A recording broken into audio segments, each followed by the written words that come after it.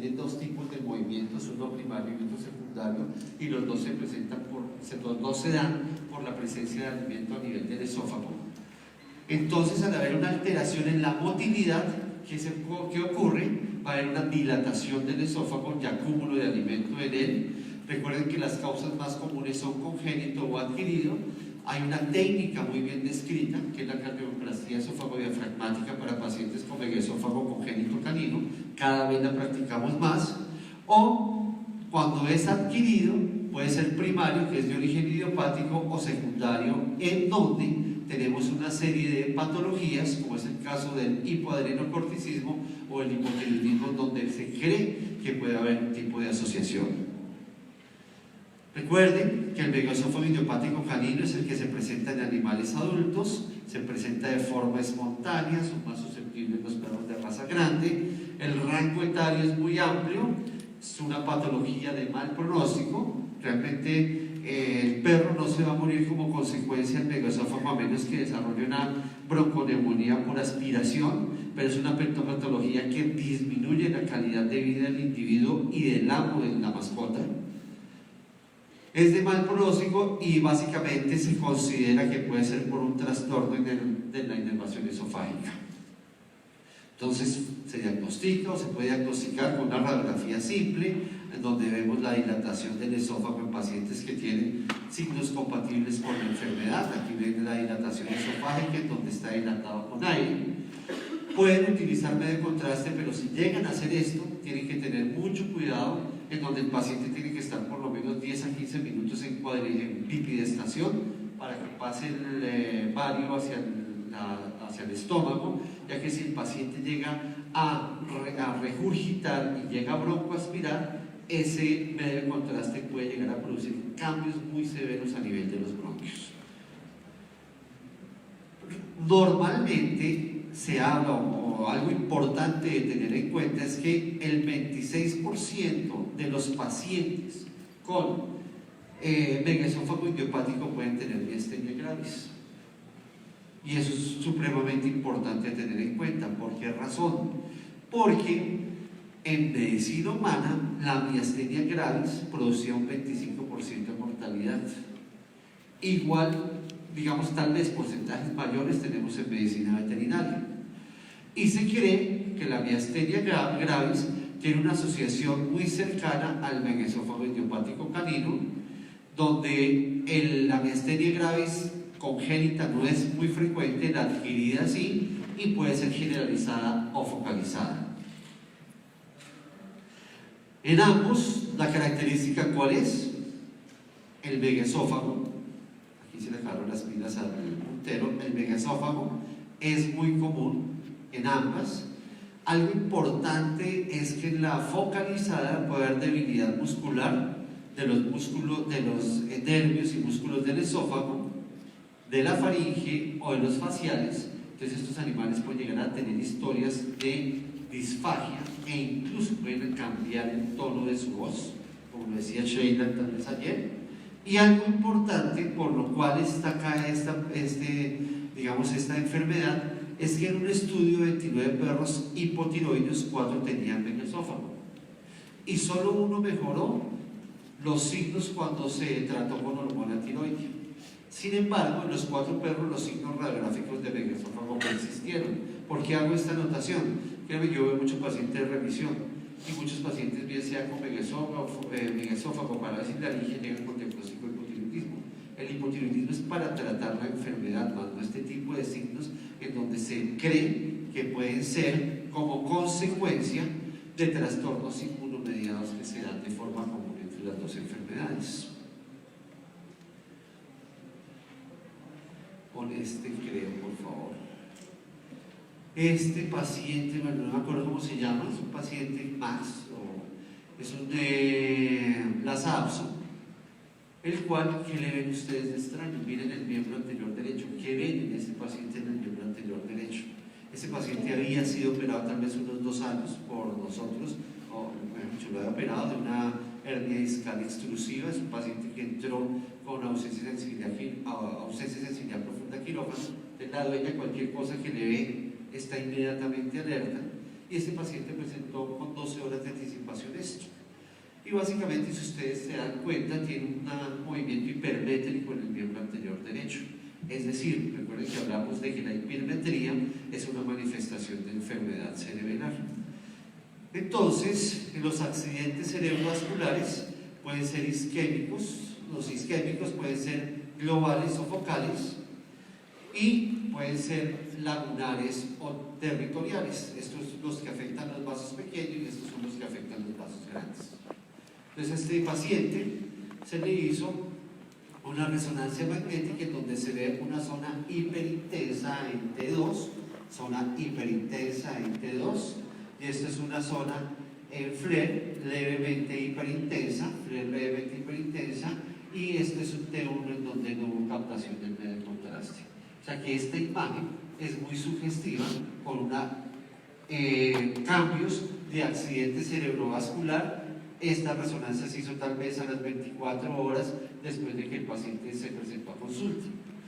Y recuerden que normalmente las lesiones se dan en el lóbulo rostral del cerebelo como consecuencia de que el vaso sanguíneo que más comúnmente se afecta es las arterias cerebelosas rostrales, o sea, las que están a nivel de esta área. O sea que muchos accidentes cerebrovasculares nos van a dar signos cerebrales como consecuencia de que este es el vaso que más comúnmente se afecta en este tipo de pacientes. Entonces aquí vemos otra imagen en donde estamos viendo una imagen en T2 de otro paciente con accidente cerebrovascular. Pero ¿qué es importante tener en cuenta en esto? Normalmente los accidentes cerebrovasculares hay unos factores de riesgo importantes. Estos factores de riesgo son la hipertensión y tenemos que pensar en patologías endocrinas que nos produzcan o metabólicas que nos produzcan hipertensión, hipotiroidismo, hiperadrenocórticismo, diabetes mellitus, enfermedades renales, especialmente en gatos o incluso en perros, o cardiomiopatías tanto en caninos como en felinos. También puede ser como consecuencia de trombos sépticos o tumorales, por ejemplo, después de remover masas muy grandes de la cavidad abdominal o tumores, o tener abscesos dentro de la cavidad abdominal. Y también se piensa que la arteriosclerosis, que se da muy comúnmente en pacientes hipotiroideos, puede jugar un papel importante. Y émbolos parasitarios, pues, se presume que sea, pero son los más difíciles de diagnosticar. Sin embargo, por ahí tuvimos un paciente con tirofilaria que hizo un cuadro de una ACV. Ahora, normalmente, pues digamos, la valoración neurológica nos dice la neurolocalización, tenemos que hacer pruebas para tratar de establecer la relación, y es muy importante evaluar la tendencia del dímero D. El dímero D es un producto de la degradación de la fibrina y nosotros lo utilizamos como predictor de la probabilidad de la formación de trombos. Y como todas estas pruebas, no es importante hacer una sola medición, lo importante es evaluar la tendencia de estos, digamos, parámetros que nosotros utilizamos como pruebas paraclínicas. Entonces, si tenemos un dímero D alto, lo que hacemos es que anticoagulamos al paciente y básicamente lo anticoagulamos con ácido acetilsalicílico, que es lo más económico, lo más práctico, lo que más tenemos a mano, y empezamos a ver la tendencia como una buena fluidoterapia. Miren lo que dice el doctor Laurent Garossi. La mayoría de los casos de accidentes cerebrovasculares isquémicos se recuperan en varias semanas solo con tratamiento de apoyo. Las causas subyacentes potenciales deben investigarse y tratarse en consecuencia para limitar el riesgo de recurrencia. Y eso es tal cual.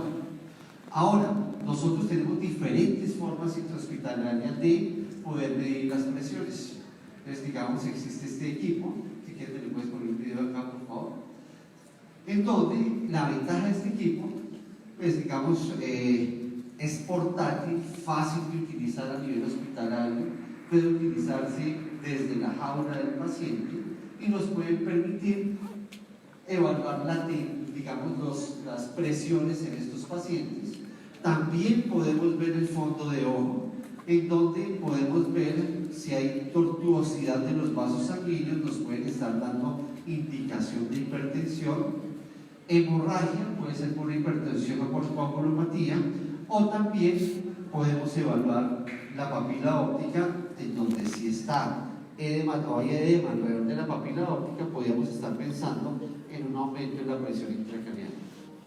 Hace un buen tiempo, el doctor Jan Arce y el doctor Vladimir Galim de la Universidad Nacional hicieron un trabajo interesante con respecto a la medición ultrasonográfica de la medición de la vaina del nervio óptico en perros.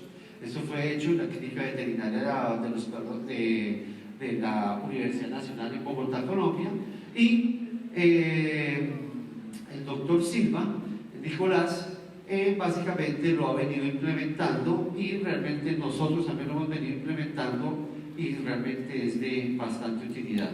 El punto es que si el perro no colabora hay que sedarlo o anestesiarlo, lo cual nos puede llegar a cambiar los parámetros.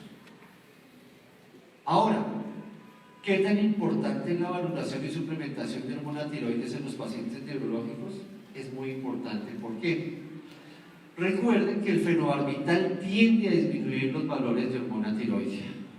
Entonces, va a ser necesario en pacientes, antes de comenzar la terapia farmacológica de acción prolongada para epilepsia, hacer una valoración de tiroides. Y de forma periódica, cada 3 o cada 6 meses, estar haciendo una valoración de tiroides. T4, colesterol, triglicéridos, TSH. Normalmente nosotros encontramos T4 alto y T4 bajo y TSH alto, es sugestivo de hipotiroidismo, junto con altos niveles de colesterol y triglicéridos. También, como ya vieron, en pacientes con accidentes cerebrovasculares isquémicos, sospechosos de padecer hiperadrenocorticismo dependiente pituitaria, recuerden que los pacientes hiperadrenales tienen altos niveles de cortisol y el cortisol tiende a disminuir los niveles de hormona tiroidea. Entonces, muchos de estos pacientes llegan con un diagnóstico inicial de hiperadrenocorticismo y no son hiperadrenales, no son hipotiroides, sino, perdón, con un diagnóstico preliminar de hipotiroidismo y no son hipotiroides, sino son hiperadrenales. Y uno al corregir el hiperadrenocorticismo se mejoran los niveles de hormona tiroidea. Parálisis facial, enfermedad vestibular, megaesófago, parálisis laringea y enfermedades infecciosas que afectan el sistema nervioso, como discoespondilitis o las meningoencefalitis, ya que al estar actuando mal el metabolismo en la tiroides, pues son más susceptibles a desarrollar enfermedades infecciosas. Ponme este video, por favor. Portos es un gran danés de 10 años. Se presentó por un cuadro que hizo con una historia de depresión de un mes de evolución. Tenía dificultad para incorporarse y caminar. Los dueños reportaban que estaba vomitando agua y comida. Ponme este video, por favor. Buscaba constantemente agua y tenía un diagnóstico preliminar por el médico remitente de una espondilomielopatía cervical caudal. Recuerden que la espondilomielopatía cervical caudal es la enfermedad que se caracteriza por una tetrataxia, y el perro no estaba tetratáxico. Si ustedes ven cómo marcha un gran danés, marcha con la cabeza erguida, la cola alta y marcha con ligero trote. Y este perro tenía una marcha totalmente anormal, es decir, llevaba la cabeza gacha, parecía que le estuvieran pesando las extremidades y sí, efectivamente estaba ligeramente incoordinado. Y si se dan cuenta, él trataba de tomar agua, pero no se vaciaba, no se desocupaba el plato de agua. Entonces, pues obviamente empezamos nuestro plan diagnóstico. Bueno, ponme este, por favor. Y los dueños duraron un mes alimentando a este paciente de esta forma, porque no tenían la capacidad de deglución. Entonces, en el examen físico encontramos que era un paciente deprimido, tenía una condición corporal 2 de 6, estaba deshidratado, tenía tetraparesis, con neurona motora baja, tenía la cabeza gacha, y algo que llamaba mucho la atención es que tenía un trémor en los miembros posteriores que se denomina pseudomiotomía. Cuando se paraba todo el tiempo al paciente le temblaban los músculos de los miembros posteriores. Y eso podría ser una manifestación de una enfermedad endocrina. Y el paciente realmente no es que no tuviera vómito, sino estaba con regurgitación y tenía dificultad para tragar. Entonces lo primero que hicimos fue hacer unas pruebas de laboratorio. Hicimos un cuadro hemático, un DHP, que básicamente es una valoración de hígado, riñón, páncreas, colesterol, triglicéridos, y algo que llamó la atención es que la fosfatasa alcalina estaba muy alta. Y recuerden que la fosfatasa alcalina tiene varias isoenzimas, una hepática, una ósea, medicamentosa, básicamente inducida por corticosteroides, fenobarbital, otros medicamentos la pueden llegar a inducir, puede ser por cortisol de producción endógena o puede ser que se esté produciendo a nivel placentario. Y este paciente solo tenía la fosfatasa alcalina alta. Entonces, pensando en esto, lo primero que pensamos es que pudiéramos tener un paciente hiperadrenal. Entonces, lo que hicimos fue mandar a este paciente a una eco abdominal. Entonces, en la ecografía abdominal, que es esta, encontramos que teníamos adenomegalia de tipo bilateral. Y cuando nosotros tenemos adenomegalia de tipo bilateral, sabemos que el problema va a estar a nivel de la pituitaria. Y si la adenomegalia es de tipo unilateral, básicamente sabemos que el problema va a estar a nivel de alguna de las dos glándulas adrenales. Entonces, cuando tenemos adenomegalia bilateral, hablamos que el 90% de las posibilidades estos pacientes van a tener hiperadrenocorticismo dependiente pituitario. Y cuando tenemos adenomegalia bilateral, hay un porcentaje muy pequeño de pacientes que puedan tener tumor adrenal funcional, no funcional o metastásico. Recuerden que en la glándula adrenal tenemos una corteza y una médula. En la médula se producen catecolaminas y en la corteza tenemos una zona reticular, una zona fascicular y una zona glomerular. Reticular, fascicular y glomerular, en donde se producen aldosterona, se producen cortisol en la zona fascicular y andrógenos en la zona reticular. Y eso es muy importante para tenerlo en cuenta, porque cuando nosotros hacemos una eco y vemos adenomegalia, no sabemos en dónde o en cuál es el sitio que se encuentra afectado. Cuando hay adenomegalia unilateral, el 41% son por lesiones a nivel de la zona fascicular, un 32% son por lesiones a nivel de la médula de la glándula adrenal, es decir, feocromocitomas, y un 27% son de origen metastásico. Y estos, en la zona fascicular, está asociada a hiperadrenocorticismo dependiente de adrenal.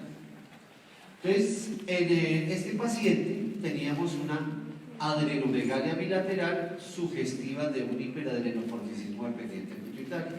Entonces, ¿cómo lo confirmamos? Lo confirmamos con una estimulación a dosis bajas de dexametasona. Básicamente, si suprime a las 4 horas y no lo hace a las 8, significa que estamos frente a un paciente dependiente pituitario, y si no lo hace ni a las 4 ni a las 8, significa que es un paciente dependiente de adrenal. Entonces, como teníamos un paciente que suprimió las 4 y no las 8, ya teníamos un diagnóstico de un hiperadrenocorticismo dependiente pituitaria, y como tenía signos neurológicos, presumimos que podía ser por un macroadenoma que estaba haciendo efecto de masa a nivel del encéfalo. Este paciente se fue a resonancia, y esta es la resonancia del corpus.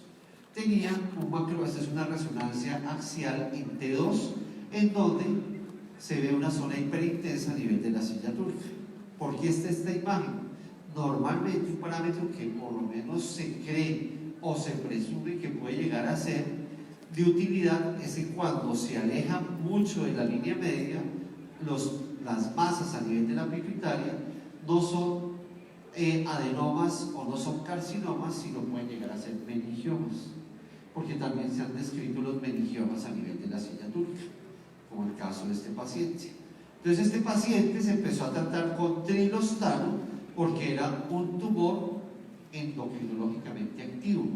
Y recuerden que el 97% de las masas que se presentan a este nivel son adenomas y solo un 3% son carcinomas.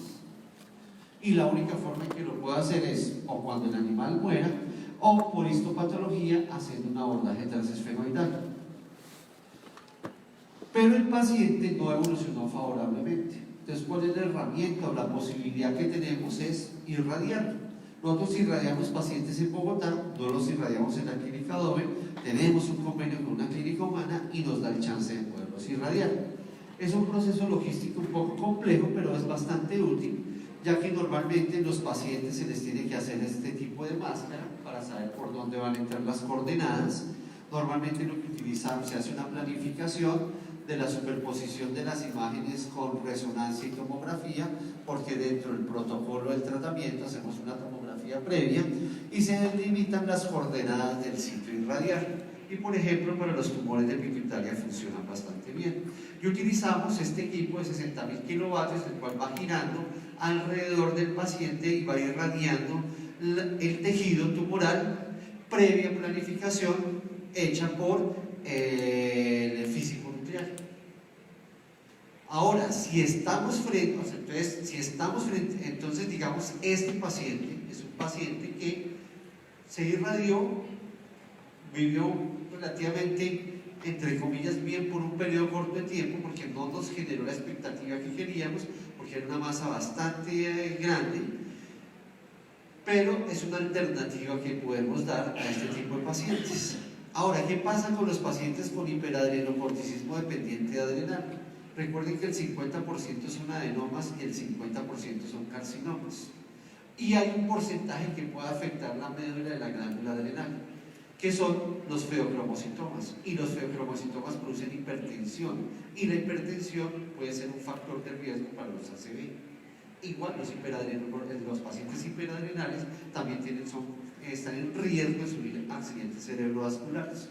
Entonces, normalmente lo ideal es hacer adrenalectomía. Aquí vemos la anatomía de la glándula adrenal, riñón, arteria renal, aorta, la glándula adrenal, y aquí hay un vasito que es el frénico abdominal que va por encima de la glándula adrenal. Realmente retirar la glándula adrenal izquierda es relativamente fácil. La que es compleja es la glándula adrenal derecha, porque si ustedes se dan cuenta, cuando esta glándula adrenal crece, se mete por debajo. Aquí no está la aorta, sino está la vena cava. Entonces uno trabaja en una línea muy delgada, en donde si hace mal una disección va a romper la cava. Si se llega a romper la cava, tampoco es que sea grave. Si uno actúa de forma rápida, la puede llegar a suturar. Y ya me pasó recientemente. Eso sí, es como si hubiéramos una llave, pero precisamente para poder saber perfectamente la anatomía, yo a todo paciente que le hago adrenalectomía, le hago tomografía previa, para poder saber muy bien la relación y en dónde me voy a mover. Y si es un paciente que tiene una lesión de la médula de la glándula adrenal, muchos de estos pacientes, al ser hipertensos, tienen cambios a nivel de su comportamiento y tienen cambios a nivel neurológico. Y simplemente con sacar la glándula adrenal van a mejorar bastante bien por un buen periodo de tiempo. Ahora, si llega a ser un carcinoma, es muy importante estadificar este paciente. ¿Por qué razón? Ese es un paciente que tenía un tumor en la glándula adrenal izquierda, salió un carcinoma de glándula adrenal, se sugirió tratarlo con quimioterapia, el dueño no quiso, y como a los 3 meses el paciente llegó con un cuadro convulsivo. Y la razón por la cual llegó con un cuadro convulsivo es porque había hecho metástasis al encéfalo. Las metástasis habitualmente en el encéfalo dan focos múltiples. Y se le hizo a ese mismo paciente una radiografía de tórax y vídeo. ¿Por qué razón tienen relación las metástasis al encéfalo y las metástasis al pulmón? Ya que son órganos que al parecer tienen un patrón de irrigación similar y de distribución similar de las células neoplásicas. Entonces, este es Fernando Enrique. Pues parece ser que se parece a mí, no sé si realmente sea cierto o no. Algunos lo han visto porque muchos de los pacientes que empezaron por la clínica lo conocieron de chiquito. Si hay alguien que tenga alguna pregunta, dudas o inquietudes, con mucho gusto.